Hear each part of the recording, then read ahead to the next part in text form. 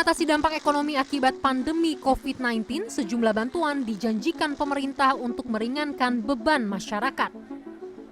Tidak tanggung-tanggung, dari 405 triliun anggaran yang dikucurkan pemerintah pusat untuk penanganan COVID-19, sebanyak 110 triliun diantaranya dialokasikan untuk jaring pengaman sosial, termasuk bantuan sosial. Namun dalam pendistribusiannya sejumlah polemik pun terjadi. Mulai dari perbedaan pernyataan dan data antara pusat dan daerah, hingga kericuhan di sejumlah posko COVID-19 dan kantor desa, lantaran warga yang marah akibat pendistribusian bantuan sosial yang dinilai tidak tepat sasaran. Untuk mengawal penyaluran bantuan sosial dari pemerintah kepada masyarakat, Komisi Pemberantasan Korupsi pun meluncurkan fitur terbaru dalam aplikasi pencegahan korupsi Jaga yang dimiliki KPK. Aplikasi ini sudah ada sejak 2016 lalu.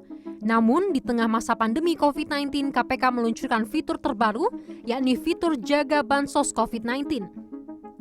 Di fitur ini, masyarakat dapat mengadukan dugaan penyelewengan atau penyimpangan terkait bantuan sosial COVID-19. Data menjadi penting dalam hal pendistribusian bantuan sosial tersebut. Untuk itu, dalam rangka menjamin kepastian, hari ini kita akan luncurkan bagaimana kita bisa melakukan pengawasan supaya bansos sosial ini tepat sasaran. Selain dapat diakses melalui situs jaga.id, aplikasi ini juga dapat diunduh di Play Store dan juga App Store. Ya, setelah registrasi dan Anda berhasil masuk ke dalam aplikasi Jaga, Anda tinggal mengklik fitur Bansos COVID-19 untuk nantinya akan ada dua opsi yang tersedia. Yang pertama adalah opsi cari tahu, di mana sebelum Anda menyampaikan keluhan terkait dengan adanya dugaan penyimpangan atau penyelewengan Bansos COVID-19, Anda akan terlebih dahulu disuguhkan dengan informasi serba-serbi bantuan atau Bansos COVID-19. Namun ada opsi yang kedua, di mana Anda dapat langsung menyampaikan keluhan Anda, dan tentunya penyampaian keluhan ini harus didukung oleh data-data pendukung. Ada sejumlah hal yang dapat Anda adukan dalam fitur ini. Mulai dari bantuan dana yang jumlahnya tidak sesuai dengan ketentuan, kualitas bantuan yang buruk, hingga bantuan yang tidak tepat sasaran. Pemerintah daerah wajib membalas laporan dalam aplikasi ini dalam kurun waktu 3 hari kerja. Bila tidak ada balasan, KPK akan menghubungi Pemda terkait dan akan memberi teguran bila Pemda tidak memberi respon dalam 7 hari kerja.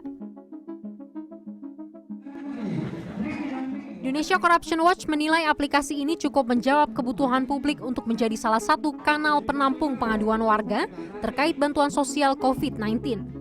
Meski demikian, ICW berharap agar KPK tidak hanya menampung pengaduan, namun juga berkomitmen dalam memonitor tindak lanjut dari pengaduan yang diberikan warga.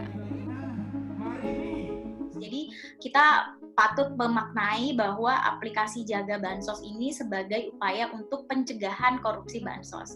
Nah, harapannya ya kalau untuk pencegahan tentu tidak cukup hanya menerima pengaduan dan mengirimkan kepada pemerintah daerah, tapi bagaimana kemudian KPK juga ambil peran untuk memonitor itu. ICW menyebut ada sejumlah titik rawan masalah dan korupsi dalam penyaluran bantuan sosial COVID-19. Mulai dari masalah pendataan yang rentan membuat penyaluran tidak tepat sasaran dan berujung pada pemborosan anggaran, hingga politisasi bantuan, pungli, pemberian fiktif, hingga masalah transparansi dan pengawasan dalam pemberian bantuan. Adia Fitriana, Andika Suramanto, Jakarta.